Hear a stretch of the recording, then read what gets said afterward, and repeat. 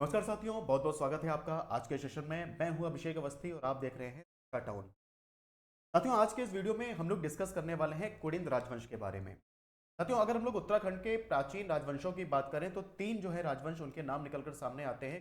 राजवंश, पौरव राजवंश और कत्यूरी राजवंश, जिसमें आज हम लोग चर्चा करने वाले हैं कुड़िंद राजवंश के बारे में। उसके बाद में हम लोग पौरव राजवंश, जो कत्यूरी राजवंश है, उसको भी पढ़ेंगे। साथियों, कुड़िंद राजवंश जो है कितना प्राचीन है, इसका जो अंदाजा है वो आप इस बात से लगा सकते हैं। का उल्लेख हमें ऋग वैदिक काल, साथियों जो ऋग वैदिक काल है, यहाँ पे हमें जो कुड़िंद राजवंश है उसके बारे में जो पढ़ने को मिलता है। इसके अलावा इनका जो उल्लेख है वो रामायण का जो किष्किंधा कांड और विष्णु पुराण है वहां पर भी किया गया है। साथियों, महाभारत में जो सभा पर्व है, आरण्यक पर्व है और भीष्म पर्व है, यहाँ पे भी आपको जो है कुड़िंदों के बारे में उल्लेख जो है वो देखने को मिलता है। इसके अलावा विष्णु पुराण में जो कुड़िंद है, कुड़िंद पलकस से नाम जो है उसे पुकारा गया है। इससे जो है ये हमें पता चलता है कि जो कुड़िंद राजवंश वो कितना प्राचीन है और इन सब जगह पर इनका उल्लेख जो है वो। साथियों, आगे बढ़ते हैं, कुड़िंद वंश के उदय की बात करते हैं। तो साथियों, कुड़िंद राजवंश की जो स्थापना है या फिर जो कुड़िंद राजवंश का उदय है वो होता है मौर्य साम्राज्य के बाद में। जब मौर्य साम्राज्य का पतन होता है उसके बाद में जो कुड़िंद राजवंश है ये उदय होता है, इसकी उत्पत्ति होती है। और इस समय जो भारतीय उपमहाद्वीप है वो कई छोटे छोटे राज्यों और जनजातियां जो है यहाँ पर वो पाई जाती हैं। भारतीय उपमहाद्वीप में बहुत छोटे छोटे राज्य जो है वो अस्तित्व में आते हैं। बहुत सारी जनजातियां जो हैं वो यहाँ पर पाई जाती हैं। और इसी समय जो कुड़िंद है उन्होंने हिमालय क्षेत्र में अपनी शक्ति जो है वो स्थापित की और ये एक स्वतंत्र राज्य के रूप में है वो उभरे। तो कुछ इस प्रकार होता है कुड़िंद राजवंश का उदय। अब अगर इनके हम लोग पतन की बात करें, साथियों कुड़िंद वंश का जो पतन है वो होता है कुषाणों के बाद में।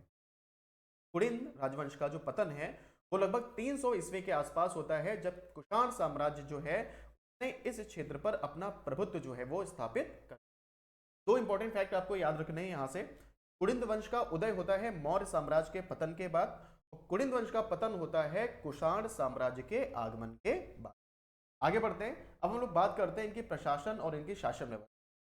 तो साथियों, जो कुड़िंद शासक थे ये राम राज्य जो है उसकी परिकल्पना को मानने वाले थे और उसको फॉलो करने वाले। तो जो प्रारंभिक कुड़िंद थे इन्होंने शांतिप्रिय जो शासन व्यवस्था है उसको अपनाया था। अपने राज्य की सीमा का विस्तार करने की अपेक्षा ये पहाड़ों पर ही सुव्यवस्थित शासन को बनाए रखना चाहते थे। और कुड़िंदों का जो निवास है मध्य हिमालय क्षेत्र से लेकर काली नदी की घाटी और कालिंदी जो घाटी है वहां तक था। साथियों, काली नदी जिसको हम लोग किस नाम से जानते हैं, तो हम लोग शारदा नदी के नाम से। तो जो राम राज्य है, राम राज्य जो है याद रखेंगे, राम राज्य की जो परिकल्पना फॉलो करते थे। राज्य के विस्तार करने की अपेक्षा ये नागरिकों के सुखी जीवन पे ज्यादा फोकस रहते थे और ये जो है युद्ध वगैरह में ज्यादा उसमें विश्वास नहीं रखते थे। ये अपना जो इनका राज्य था पहाड़ों पर उसी को व्यवस्थित से जो है चलाने की याद रखेंगे। ठीक है साथियों, आगे बढ़ते हैं और उसके बाद में अब हम देखते हैं मुद्राओं के बारे में। साथियों, कुड़िंद जो है इन्होंने अपनी स्वतंत्र मुद्राएं जारी की जो उनकी शक्ति और स्वतंत्रता का प्रतीक थी। और इन मुद्राओं पर शिव, बौद्ध प्रतीक और विभिन्न जो पशु चित्र हैं वो अंकित थे। इन्होंने कुल 3 प्रकार की जो मुद्राएं हैं वो चलाई, जिनमें आपकी अमोघभूति प्रकार की मुद्रा है, अल्मोड़ा प्रकार की मुद्रा है और छत्रेश्वर है। इसको हम लोग आगे डिस्कस करेंगे आज की ही क्लास में। पहले हम लोग देख लेते हैं इनके अभिलेखों के बारे में। साथियों, जो कुड़िंद राजवंश है इसके साक्ष्य के रूप में हमें अभी तक की कुल 5 अभिलेख जो है वो प्राप्त होते हैं, जिनमें एक अभिलेख जो है वो मिलता है मथुरा से, जबकि 4 अभिलेख जो है वो प्राप्त हुए हैं भरहूत से। मथुरा जो है वर्तमान समय में उत्तर प्रदेश में है, जबकि जो भरहूत है वो वर्तमान समय में मध्य प्रदेश। अब साथियों हम लोग बात करते हैं प्राचीन कुड़िंद की। तो साथियों, जो प्राचीन कुड़िंद शासक थे इनका जो काल माना जाता है वो माना जाता है 1500 से लेकर 900 ईसा पूर्व तक। तो साथियों, प्राचीन कुड़िंदों का जो कालखंड है वो 1500 ईसा पूर्व से 900 ईसा पूर्व तक जो है फैला हुआ था। और इनका जो राज्य है वो उत्तर भारत और पश्चिमी हिमालय क्षेत्रों में फैला हुआ था। इनका जो राज्य का विस्तार है वो उत्तर भारत से लेकर जो पश्चिमी हिमालय क्षेत्र है वहां तक था। राजा सुबाहु ये प्राचीन कुड़िंदों के प्रमुख शासक थे जो कि महाभारत काल में पांडवों के सहयोगी थे। ऐसा कहा जाता है कि जो राजा सुबाहु हैं इन्होंने पांडवों की क्या की थी, मदद की थी। ये पांडवों के क्या थे, सहयोगी थे। तो बहुत इंपॉर्टेंट क्वेश्चन है, जरूर याद रखेंगे कि पांडवों की मदद किस प्राचीन कुड़िंद शासक ने की थी। साथियों, राजा सुबाहु ने की थी, याद कर लीजिए। साथियों उसके बाद में है कि प्राचीन जो कुड़िंद हैं इनकी सर्वाधिक जानकारी जो है वो महाभारत के सभा पर, आरण्यक एवं जो भीष्म पर्व है वहां से हमें देखने को मिलती है। इसके अलावा जो पाणिनि की रचना है अष्टाध्यायी, जिसको संस्कृत व्याकरण का प्रथम ग्रंथ भी कहा जाता है साथियों, इसमें कुड़िंदों को कुलून कहा गया है। बहुत इंपॉर्टेंट पॉइंट है, इसको जरूर याद रखिए। ठीक है, तो प्राचीन कुड़िंदों की सर्वाधिक जानकारी हमें महाभारत से मिलती है। महाभारत के सभा पर्व, आरण्यक पर्व और भीष्म पर्व में इनका उल्लेख किया गया है। इसके अलावा जो पाणिनि की रचना है अष्टाध्यायी, जिसे संस्कृत व्याकरण की प्रथम पुस्तक भी कहा जाता है, वहां पे भी कुड़िंदों को जो है कुलून कहा गया है। वहां पे भी हमें कुड़िंदों का उल्लेख जो है वो देखने को मिलता है। आगे बढ़ते हैं। अब हम लोग साथियों बात करते हैं कि प्राचीन समय में जब भारत में कोई बहुत बड़ा जनपद जो है नहीं था, पूरा भारत जो है वो छोटे छोटे प्रांतों में बटा हुआ था, उस समय भारत को लोहे की भी जानकारी नहीं थी। तब ये सभी प्रांत छोटे से क्षेत्र पर शासन व्यवस्था स्थापित करके अपने अपने क्षेत्र की क्या करते थे, रक्षा करते थे। तो जब भारत को लोहे की जानकारी नहीं थी तो इसका मतलब उसमें बहुत ज्यादा हथियार वगैरह तो होंगे नहीं, तो सभी लोग अपना जो छोटा छोटा राज्य था, छोटे छोटे जो प्रांत थे उसमें अपना ये शासन करते थे। बाद में जब लोहे की खोज होती है, हथियार बनाए जाते हैं, तब जो सत्ता विस्तार की नीति है वो सामने आती है और जो आपस में संघर्ष है उसकी क्या होती है, शुरुआत होती है। तो ऐसा ही एक राजवंश जो है वो उत्तराखंड के मध्य भाग में शासन अपना स्थापित करता है, जिसका वर्णन हमें मिलता है विष्णु पुराण में। और कुड़िंदों को विष्णु पुराण में पलकस्य कहा गया है। और रामायण का जो किष्किंधा कांड है साथियों, वहां पर भी उनका उल्लेख मिलता है, जैसा मैंने आपको पहले भी बताया। तो रामायण है, महाभारत है, विष्णु पुराण है, इन सब में जो कुड़िंदों का उल्लेख है वो हमें यहाँ पर देखने को मिल जाता है। साथियों प्राचीन समय में उत्तराखंड में 3 राजनीतिक शक्तियां जो हैं उनका शासन था। एक था आपका नागवंश। तो साथियों जो नागवंश था इसका जो सत्ता विस्तार था वो था गंगा द्वार, यानी कि हरिद्वार वाला क्षेत्र। द्वार को गंगा द्वार भी कहा गया है प्राचीन समय में। ठीक है, इसके अलावा साथियों जो कुड़िंद वंश है, तो कुड़िंद वंश जो है इनका जो शासन विस्तार था वो था सतलज से लेकर अलकनंदा नदी तक।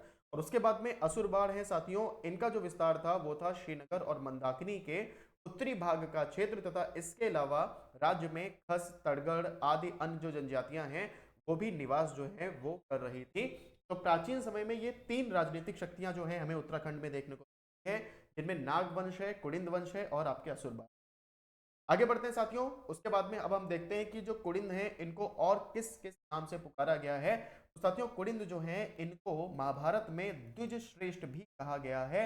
महाभारत का जो सभा पर्व है, आरण्यक पर्व है साथियों, इसके अलावा जो भीष्म पर्व है, वहां पे कुड़िंद राजवंश के जो राजा सुबाहु हैं उनका हमें उल्लेख देखने को मिलता है। वही राजा सुबाहु जिन्होंने पांडवों की मदद की थी। और इसके बाद में ये जो हैं इनको गोविंदा कुड़िंदानपति की जो उपाधि है वो भी जो है दी जाती है, वो भी इन्होंने ग्रहण की थी। और अपने राज्य की राजधानी जो है इन्होंने श्रीनगर में स्थापित की थी। तो बहुत ही इंपॉर्टेंट है, याद रखेंगे साथियों। गोविंदा कुड़िंदापति की ये उपाधि जो है ये किस धारण की थी, ये राजा सुबाहु ने धारण की थी।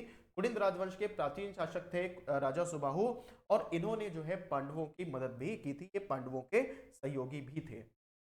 तभी पाणिनि के जो अष्टाध्यायी है, पाणिनि के जो अष्टाध्यायी है उसमें ये हमें पता चलता है कि महाभारत का जो युद्ध हुआ था उसमें राजा सुबाहु ने पांडवों का क्या दिया था, साथ दिया था, उनका सहयोग किया था। पांडवों ने वनवास से लौटते समय राजा सुबाहु का जो महल है उसमें शरण भी ली थी, का भी उल्लेख हमें यहाँ पर देखने को मिलता है। और राजा सुबाहु के बाद में इनके पुत्र होते हैं राजा विराट, वो राजकाज संभालते हैं और ये अपनी राजधानी जो है विराटगढ़ी स्थापित करते हैं। राजा सुबाहु के बाद में उनका पुत्र होता है विराट, जो कि राजकाज को संभालता है और अपनी राजधानी को स्थापित करता है कहाँ, विराटगढ़ी में। ठीक है साथियों, ये थे आपका जो प्राचीन कुड़िंद हैं जिन्होंने शासन किया है 1500 से लेकर 900 ईसा पूर्व के में, उनसे रिलेटेड कुछ इंपॉर्टेंट पॉइंट। अब हम लोग देखते हैं मध्यवर्ती कुड़िंद। मध्यवर्ती जो कुड़िंद काल है साथियों वो है 900 से लेकर 200 ईसा पूर्व तक। और इस काल में क्या होता है भाई, इस काल में होता है लोहे का आविष्कार। बहुत ही इंपॉर्टेंट है कि लोहे का जो आविष्कार है वो किस हुआ। तो मध्यवर्ती कुड़िंद जब शासन कर रहे थे उस समय जो है वो लोहे का आविष्कार होता है। और लोहे के आविष्कार के बाद में कृषि संबंधी भी औजार बनते हैं बहुत सारे। इसके अलावा जो सैन्य शक्ति है उसमें भी वृद्धि होती है, क्योंकि बहुत सारे हथियार वगैरह बन जाते हैं जो कि सेना के लिए क्या होते हैं, बहुत ही ज्यादा यूजफुल होते हैं। और उस समय जो सत्ता विस्तार है ये शुरू होता है। और इसी समय साथियों जो महाजनपद है उनका गठन होता है और कुड़िंदों का राज्य इन महाजनपदों का हिस्सा बनता है। 16 महाजनपदों का विकास हुआ था, जैसा कि आपने इतिहास में पढ़ा ही होगा साथियों। तो ये मध्यवर्ती कुड़िंद का जो समय है, उसी समय महाजनपदों का गठन होता है और कुड़िंदों का भी जो राज्य है वो इन महाजनपदों का हिस्सा बनता है। मौर्य साम्राज्य के प्रभाव में आकर बाद में जो कुड़िंद शासक थे, इन्होंने बौद्ध धर्म को जो है वो अपनाया था। और अगर हम लोग बात करते हैं महाभारत की, तो महाभारत का जो आदि पर्व है उसमें कुरु महाजनपद को उत्तर कुरु तथा दक्षिण कुरु जो है वो हमें पढ़ने को मिलता है। और ये जो कुरु महाजनपद था ये कुड़िंद वंश से ही संबंधित था साथियों, याद रखेंगे। तो महाभारत में हमें जो ये उल्लेख मिलता है इनके। आगे बढ़ते हैं साथियों, वर्तमान उत्तराखंड। साथियों वर्तमान उत्तराखंड का जो कुमाऊं और गढ़वाल वाला क्षेत्र है ये उत्तर कुरु के ही अंग थे।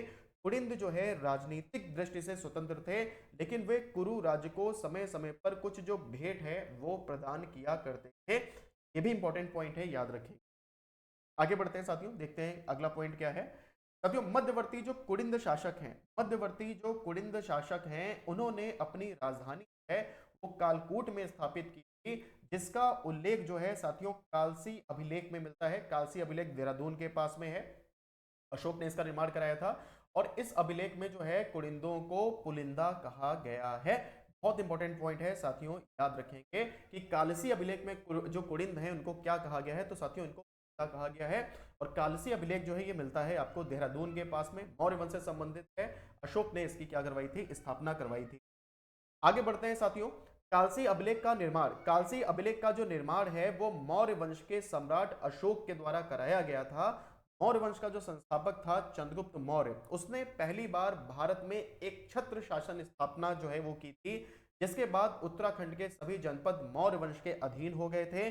जिससे ये ज्ञात होता है कि प्रारंभ में जो कुड़िंद लोग हैं वो मौर्यों के ही थे। बहुत इंपॉर्टेंट पॉइंट है, याद रखेंगे, क्वेश्चन में बार बार पूछा जाता है कि प्रारंभिक जो कुड़िंद थे वो किसके अधीन थे, तो वो मौर्यों के अधीन थे। बाद में उन्होंने अपना स्वतंत्र राज्य जो है उसकी स्थापना की। तो ये बड़ा इंपॉर्टेंट है, इसको जरूर याद रखिएगा साथियों। आगे बढ़ते हैं, उत्तरवर्ती कुड़िंद शासकों की बात करते हैं। इनका जो शासनकाल रहा है साथियों वो रहा है 200 ईसा पूर्व से लेकर 300 ईस्वी। तो साथियों आपने देखा कि 1500 ईसा पूर्व, 1500 ईसा पूर्व से लेकर और 300 ईस्वी, तो ईस्वी तक जो है कुड़िंदों ने किया है शासन। तो एक लंबी शासन अवधि जो है वो यहां पर रही है कुड़िंद शासकों। साथियों उत्तरवर्ती जो कुड़िंद शासक हैं तो इनसे संबंधित सर्वाधिक मात्रा में जो कुड़िंद कालीन सिक्के हैं वो प्राप्त हुए हैं। और इस काल में कुड़िंदों ने सिक्कों का प्रसार किया, जो कि आर्थिक समृद्धि जो है, आर्थिक जो विकास है या फिर आर्थिक उनकी जो उन्नति है उसका प्रतीक जो है उसके रूप में हमें यह देखने को मिलता है। साथियों सिक्कों से यानी कि मुद्राओं से किसी भी वंश की राजनीतिक, धार्मिक व आर्थिक जानकारी हमें मिलती है। इनका प्रमुख शासक जो है वो अमोघ भूति था और उसके शासनकाल में कुड़िंद राजवंश है वो अपने शिखर पर पहुंचा था। इसीलिए अमोघ भूति कुड़िंद वंश का सबसे प्रतापी, सबसे शक्तिशाली, सबसे प्रभावशाली शासक भी कहा जाता है। आगे बढ़ते हैं साथियों, इनके धार्मिक जीवन में भगवान शिव जी और बौद्ध धर्म का प्रभाव जो है वो प्रमुख हमें देखने को भी मिलता है। साथियों अगर हम लोग बात करें कुड़िंद सिक्कों की, तो कुड़िंदों ने सोने, चांदी और तांबे के सिक्के जो हैं वो चलाए थे और इन सिक्कों पर ब्राह्मी और खरोष्ठी लिपि का प्रयोग जो है वो किया गया था। साथियों सिक्कों पर भगवान शिव, इसके अलावा बौद्ध प्रतीक और यूनानी शैली के जो वो हमें देखने को मिलते हैं, तो इन सभी का प्रभाव था कुड़िंद पर, हमें पता चलता है। कुड़िंदकालीन सिक्के साथियों 3 प्रकार के थे। एक था अमोघ भूति प्रकार का सिक्का, एक था अल्मोड़ा प्रकार का सिक्का और साथियों एक था छत्रेश्वर प्रकार का सिक्का। कुड़िंदकालीन सिक्के जो हैं उनको 3 भागों में डिवाइड किया गया है, अमोघ भूति प्रकार के सिक्के, अल्मोड़ा प्रकार के सिक्के और छत्रेश्वर प्रकार के सिक्के। एक एक करके इनके बारे में डिस्कस करेंगे कि किसमें क्या खास था। सबसे पहले बात करते हैं अमोघ भूति प्रकार के सिक्के। साथियों अमोघ भूति जो है ये कुड़िंद वंश का सबसे प्रतापी शासक था, जिसके नाम के सिक्के होने के कारण जो है इसे अमोघ भूति प्रकार के सिक्के है वो कहा जाता है। साथियों अमोघ भूति ने व्यापार के लिए चांदी और तांबे की मुद्राएं जो है चलाई थी, जिन पर खरोष्ठी और ब्राह्मी लिपि में राज्य कुड़िंदस से अमोघ भूति जो है वो अंकित कराए। ठीक है साथियों, इसके बाद में अगर हम लोग बात करें तो सिक्कों पर भगवान शिव, नंदी, त्रिशूल, चक्र और स्वास्तिक और नारी मृग की छाप हमें देखने को मिलती है। तो भाई शिव, नंदी, त्रिशूल, इनसे हमें यह पता चलता है कि भगवान शिव से ये लोग प्रभावित थे, ये भगवान शिव में क्या रखते थे, विश्वास रखते थे। साथ ही साथ इन पर हमें यूनानी शैली जो है उसका भी प्रभाव देखने को मिलता है। सर्वाधिक सिक्कों के आधार पर इतिहासकारों ने जो है अमोघ भूति को ही कुलिंद वंश का सबसे प्रतापी शासक जो है वो माना है। साथियों आपको पता होगा कि बहुत सारे सिक्के जो हैं जिन पर कोई छाप लगाई जाती थी उनको आहत सिक्के कहा जाता था। तो कभी आपसे अगर ये प्रश्न पूछा जाए कि भाई आहत सिक्के कौन से सिक्के हैं, तो साथियों आहत सिक्के उन सिक्कों को कहा जाता है जिन पर कोई छाप जो है वो उकेरी जाती। आगे बढ़ते हैं, अब हम लोग बात करते हैं अल्मोड़ा प्रकार के सिक्के। साथियों कुलिंद वंश से बहुत सारे सिक्के ऐसे हैं अल्मोड़ा से प्राप्त हुए हैं और अल्मोड़ा में प्राप्त होने के कारण ही उन्हें अल्मोड़ा प्रकार के सिक्के जो है वो कहा जाता है। इसे भी याद कर लेंगे। साथियों इन सिक्कों पर मानव मूर्ति और कुबड़ वाले जो बैल हैं इनकी हमें छाप जो है वो देखने को मिलती है। और यहाँ पर जो अधिकांश सिक्के हैं वो तांबे से बने हुए हैं जिन पर शिवदत्त, शिपाली, हरिदत्त और भगवत जो शासक हैं इनका उल्लेख मिलता है। तो ये भी चार राजा थे, याद रखेंगे, दत्त, शिपाली, हरिदत्त और भागवत।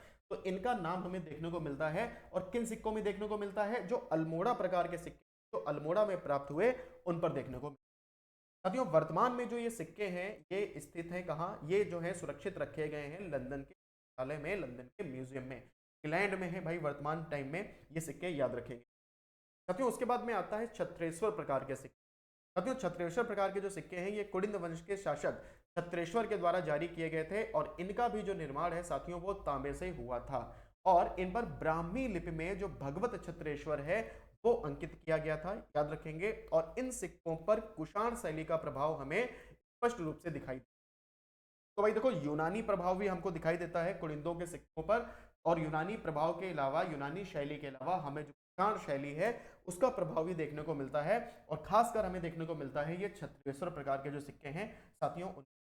अब एक इतिहासकार हैं राहुल सांकृत्यान, एक लेखक भी हैं, आपको पता है राहुल सांकृत्यान। तो साथियों राहुल जो सांकृत्यान है इतिहासकार एवं लेखक, तो इन्होंने क्या कहा, इन्होंने का जो आराध्य देव है वो भगवान शिव को माना है। जबकि कालसी अभिलेख से जो है बौद्ध धर्म का प्रभाव जो है वो हमें देखने को मिलता है। साथियों कुलिंदों का आराध्य जो देव है वो भगवान शिव को माना ने, जबकि जो कालसी अभिलेख है अशोक के द्वारा जो निर्मित है तो वहां पर हमें बौद्ध धर्म का जो प्रभाव है कुलिंदों पर उसका प्रभाव भी देखने को मिलता है। साथियों कुलिंद शासकों ने लंबे समय तक खसों पर शासन किया था, इसीलिए इन्हें खशाधिपति भी कहा गया। तो कुलिंद शासकों को खशाधिपति भी कहा गया क्योंकि इन्होंने लंबे समय तक जो खस हैं उन पर शासन किया था। और इनके जो प्रथम शासक हैं वो विष्णुदेव थे, जैसे कि हमें सिक्कों से पता चलता है। अन्य प्रमुख शासकों में साथियों अग्रराज हैं, घनभूति हैं और भलभूति हैं। इसके अलावा इनका जो सबसे प्रतापी शासक है वो है अमोघ भूति, शिवदत्त, शिवपाली, हरिदत्त और भागवत। सबसे इंपॉर्टेंट इसमें अमोघ भूति का है। कुलिंद वंश का जो है सबसे जो पावरफुल, सबसे प्रतापी जो शासक था उसका नाम क्या था, तो भाई उसका नाम अमोघ भूति था, जरूर याद रखना है आप। अंतिम शासक किसको कहा गया है, तो अंतिम शासक जो है साथियों वो कहा गया है राजा छत्रेश्वर को कहा गया है राजा छत्रेश्वर को अंतिम शासक जो है साथियों वो कहा गया। अगर हम लोग कुलिंदों के सांस्कृतिक योगदान की बात करें तो साथियों कुलिंदों ने बौद्ध स्तूपों का निर्माण कराया, साथ ही साथ बहुत से शिव मंदिर हैं उनका भी इन्होंने निर्माण कराया। और इनकी कला और साहित्य में बौद्ध धर्म और शिव पूजा का प्रभाव स्पष्ट था, जो कि है अलग अलग अभिलेख, अलग अलग सिक्कों पर। और इन्होंने भारतीय कला और संस्कृति को समृद्ध बनाने में अपना महत्वपूर्ण जो है साथियों वो भी दिया था। अगर हम लोग पतन और उत्तराधिकारी की बात करें तो साथियों अमोघ भूति जो है जो सबसे काफी शासक था उसकी मृत्यु के बाद जो है प्रथम सदी में क्या होता है कि शकों ने इनके मैदानी भागों पर अधिकार कर लिया था और कुमाऊं में भी जो शक संवत है उसका प्रारंभ हो गया था। शकों ने यानी कि कुषाणों ने, याद रखेंगे, ठीक है। जिसका प्रमाण जो है वो शकों के द्वारा अल्मोड़ा में स्थित जो कटारमाल सूर्य है वहां पे सूर्य मूर्तियों एवं मंदिरों की जो स्थिति है उससे वो मिलता है। तो ये हम लोगों ने पहले भी पढ़ा था कि आपके जो कुलिंद हैं इनके बाद में यहाँ पर जो है शासन करते हैं कौन, यहाँ पर कुषाण जो है उसका आधिपत्य जो है स्थापित हो जाता है। साथियों शकों के बाद में जो राज्य का तराई वाला भाग था उस पर शक और कुषाणों ने क्या किया, अधिकार कर लिया। लेकिन साथ ही साथ कुलिंद भी कुछ क्षेत्रों पर शासन जो है वो करते रहे। वीरभद्र, मोरध्वज और गोविशाण में कुषाण कालीन अवशेष, याद रखेंगे साथियों, वीरभद्र, मोरध्वज और गोविशाण जो है यहाँ पे जो कुषाण कालीन अवशेष हैं वो हमें देखने को मिलते हैं। साथियों इसके बाद में अगर हम लोग बात करें उत्तरवर्ती जो कुलिंद वंश है या फिर जो आपका कर्तपुर राज्य है उसके बारे में, तो साथियों एक योधे राजवंश था, याद रखेंगे एक योधे राजवंश था जो कि कुलिंद वंश की ही ब्रांच है, कुलिंद वंश की एक शाखा है जिसने जौनसार, बाबर, शिमला, कांगड़ा व कालों का झंडा क्षेत्र जो है यहाँ कर्तपुर राज्य जो है की स्थापना की थी, याद रखेंगे। यौधेय राजवंश के द्वारा जो है कर्तपुर राज्य की स्थापना की थी। और इनसे जो सिक्के प्राप्त होते हैं साथियों, उन पर ब्राह्मी लिपि में योधेय गजस्पस्य जो है वो लिखा हुआ हमें मिलता है। तो जो सिक्के यहां से मिलते हैं उन सिक्कों पर क्या लिखा है? योधेय गजस्पस्य, याद रखें। कर्तपुर राज्य की अगर बात करें साथियों, तो गुप्त सम्राट समुद्रगुप्त ने उत्तराखंड, हिमाचल व रोहेलखंड के उत्तरी भाग पर अपना अधिकार जो है साथियों कर लिया था, जिसका उल्लेख हमें प्रयाग प्रशस्ति है उसमें देखने को मिलता है। और साथियों, कुलिंदों को कर्तपुर राज्य का संस्थापक जो है वो माना जाता है। तो जो कर्तपुर राज्य है उसका संस्थापक किसको कहा जाता है, किसको माना जाता है साथियों? कुलिंदों को माना जाता है, याद रखेंगे। नागों के शासन की बात करें साथियों, तो गुप्त साम्राज्य के विघटन के बाद 5वीं सदी में नागों ने कुलिंदों के शासन को क्या कर दिया? समाप्त कर दिया। तो कुलिंदों का शासन जो है उसको 5वीं सदी में किसने समाप्त किया? नागों ने समाप्त किया, याद रखेंगे। गुप्त साम्राज्य का विघटन होता है उसके बाद में। उसके बाद में उत्तराखंड में छोटे छोटे राज्यों की स्थापना होती है, जिनमें कुछ राज्य यहाँ पर प्रमुख है, इनको आप देख लो साथियों। एक शत्रुघ्न राज्य है, इसके पूर्व में गंगा, उत्तर में पर्वत और यमुना इस राज्य से होकर जो है बहती। ब्रह्मपुर राज्य है साथियों, जिसके गंगा से लेकर पूर्व में कर्णाली नदी यानी कि कर्णाली नदी तक और उत्तर में हिमालय तक इसका विस्तार था। गोविषण राज्य की बात करें साथियों, तो ब्रह्मपुर के दक्षिण में काशीपुर, रामपुर, पीलीभीत तक इसका विस्तार हमें देखने को मिलता है। अब अगर कुलिंद वंश के पतन और इनके उत्तराधिकारियों की बात करें तो साथियों, कुलिंद राजवंश का जो पतन है वो लगभग 300 ईस्वी में हुआ, जब कुषाण साम्राज्य ने इस क्षेत्र में अपना प्रभुत्व स्थापित कर दिया। साथियों, 1500 ईसा पूर्व यानी कि 1520 300 ईस्वी यानी कि ईडी तक इन्होंने शासन किया। एक लंबी शासन अवधि जो है साथियों वो रही है कुलिंद राजवंश की। कुलिंद जो है, याद रखेंगे साथियों, कुषाणों ने कुलिंद के प्रभाव क्षेत्र को निगल लिया और कुलिंदों का जो राज्य है वो इतिहास के पन्नों में क्या हो गया? समाहित हो गया। तो कुलिंद वंश जो है इसका जो है समापन होता है इसी के साथ में, तब कुषाणों को क्या होता है? आगमन होता है। तो कुछ इंपॉर्टेंट फैक्ट है, इनको भी याद कर लीजिएगा साथियों। मौखरी वंश ने 6ठी शताब्दी में नागों का शासन जो है वो समाप्त कर दिया था और अंतिम इनका जो शासक था ग्रहवर्मा, उसकी हत्या के बाद में हर्षवर्धन ने उत्तर भारत पर क्या कर लिया? अधिकार कर लिया। चीनी यात्री जो वेनसांग है उसने उत्तराखंड को कहा था पोली हिमोपुलो, याद रखेंगे। इसके अलावा हरिद्वार को इसने क्या कहा था? मोयूलो। तो प्रसिद्ध चीनी यात्री वेनसांग के द्वारा दिए गए ये नाम है।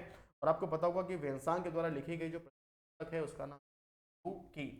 साथियों, ये था कुलिंद राजवंश से रिलेटेड जो है महत्वपूर्ण जो है तथ्य। आई होप ये सेशन आपको जरूर पसंद आया होगा। अगर ये सेशन आपको पसंद आया हो, वीडियो को लाइक करिएगा, शेयर करिएगा और हमें कमेंट करके जरूर बताइएगा कि आज की ये क्लास आपको कैसी लगी। क्या ऐसी ही class chapter wise Uttarakhand GK की आप और चाहते हैं? अगर हाँ तो एक बार कमेंट करके जरूर बताइएगा, जिससे ये सीरीज हम लोग आगे आपके लिए कंटिन्यू।